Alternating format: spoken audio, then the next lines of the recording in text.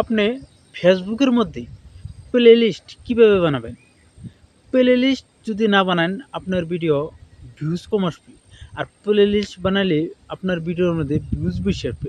আর playlist কীভাবে বানাবেন, প্রথম আপনি যেভাবে ভিডিও আপলোড করেন, ধরেন রিলস কীভাবে আপলোড করেন, ওই উপরে প্লাস আইকন আছে, ওই প্লাস আইকনের উপরে ক্লিক করবেন।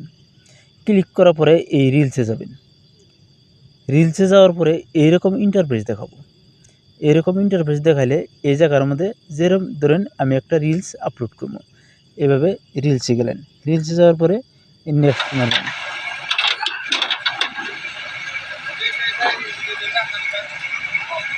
নেক্সট মারবেন।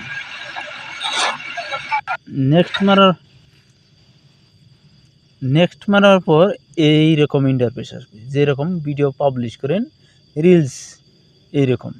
এই জায়গায় নিচে দেখেন এড টু প্লেলিস্ট লেখা আছে, ওই এড টু প্লেলিস্টের উপরে ক্লিক করবেন।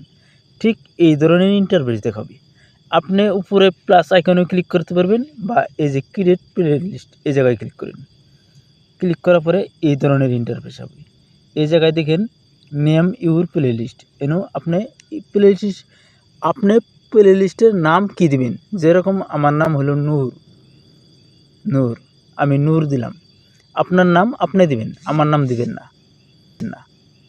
এই জায়গায় ওকে মেরে দেবেন। আপনার প্লেলিস্ট কিন্তু রেডি হয়ে গেছে, এই দেখেন অলরেডি এড টু প্লেলিস্টের নিচে নূর। ঠিক এইভাবে কিন্তু প্লেলিস্ট বানাইতে হয়। প্লেলিস্ট এইভাবে বানাইলে আপনার ভিডিওতে ভিউজ আসবে, আপনার ভিডিও ট্রেন্ডিংয়ে যাবে, আপনার ভিডিও ভাইরাল হবে। তাই যিনারাই আমার পেজ ফলো করেন নাই, অবশ্য আমার পেজটা ফলো মেরে দেবেন। আর যিনারা আমার ইউটিউব চ্যানেলে দেখতেছেন, ইউটিউব চ্যানেলটাও সাবস্ক্রাইব করে দেবেন।